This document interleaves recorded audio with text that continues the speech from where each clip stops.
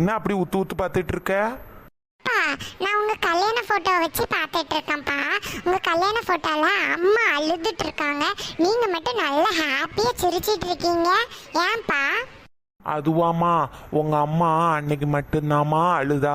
அதுக்கப்புறம் ஃபுல்லாக என்னையே தான் அழ வச்சிட்டு இருக்கா.